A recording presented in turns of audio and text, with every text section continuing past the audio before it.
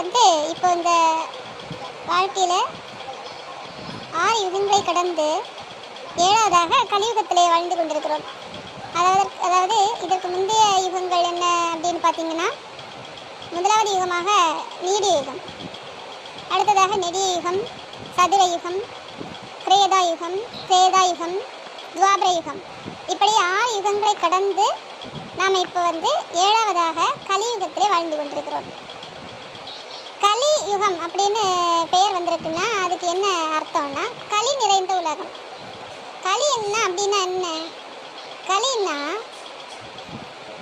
நம்ம மனசுக்குள்ளேயே எழுகின்ற கெட்ட எண்ணங்கள், இதுதான் களி. இப்போ வாழ்ந்து கொண்டிருக்கின்ற எல்லா மக்களுடைய மனதிலும் இந்த களி எண்ணங்கள் கண்டிப்பாக இருக்கும். அதன் விளைவாக தான் இந்த உலகத்திலே நிறைய அநியாயங்கள், அக்கிரமங்கள் நடந்து கொண்டிருக்கிறது. அதிலே இந்த எண்ணங்கள் இருந்தாலும் அந்த எண்ணங்களை நடைமுறையில் கொண்டு வராமல் இறைவனுடைய சொல்லுக்கு கட்டுப்பட்டு வாழ்ந்து கொண்டிருக்கின்ற மக்கள் இந்த உலகத்திலே நிறைய இருந்து கொண்டிருக்கிறார்கள்.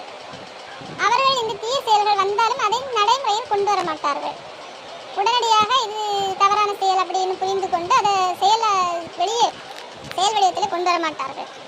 தனக்குள்ளே இறைவனுடைய அருளால் ஒரு புரிதல் ஏற்பட்டு இப்படிப்பட்ட கெட்ட எண்ணங்களிலிருந்து அவர்கள் தங்களை காத்துக்கொண்டு இறைவனுடைய சொல்லுக்கு கட்டுப்பட்டு இறைவன் சொன்ன நெறிமுறைப்படி இந்த உலகத்திலே வாழ்க்கையை வாழ்ந்து கொண்டிருக்கிறார்கள்.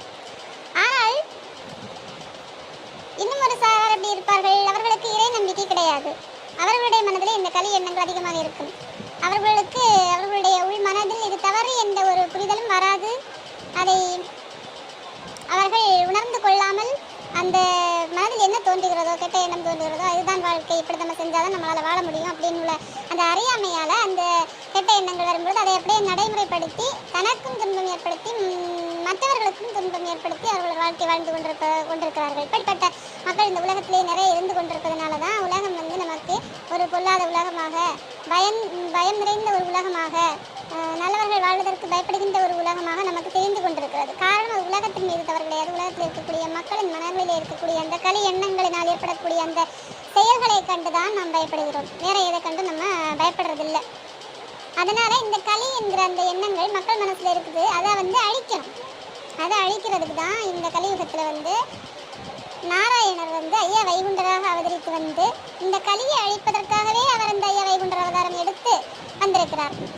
மக்களை எல்லாம் காப்பாற்ற வேண்டுமே, அவர்கள் இந்த களியில் அகப்பட்டு தாங்களை அழித்து கொண்டு மீண்டும் மீண்டும் பிறப்பெடுத்து இந்த உலகத்தில் கஷ்டப்படக்கூடாது அப்படி என்கிற ஒரு நிலைமைக்காக அவர் அவரே மனிதராக இந்த உலகத்திலே எப்படி இந்த கலியுகத்திலே மக்களெல்லாம் வாழ வேண்டும், அவர்கள் இறை வழிபாட்டை எப்படி செய்ய வேண்டும் அப்படி என்கிற ஒரு அருமையான வழிபாட்டு முறையையும் கொடுத்து மக்கள் இந்த களியிலிருந்து தப்பித்துக் கொள்வதற்கான வழிமுறைகளை, அவர் வாழ்வியல் நெறிமுறைகளையும் அவர் சொல்லியிருக்கிறாரு. இதனுடைய தொடர்ச்சியை நாம் அடுத்த வீடியோவில் பார்க்கலாம். வணக்கம்.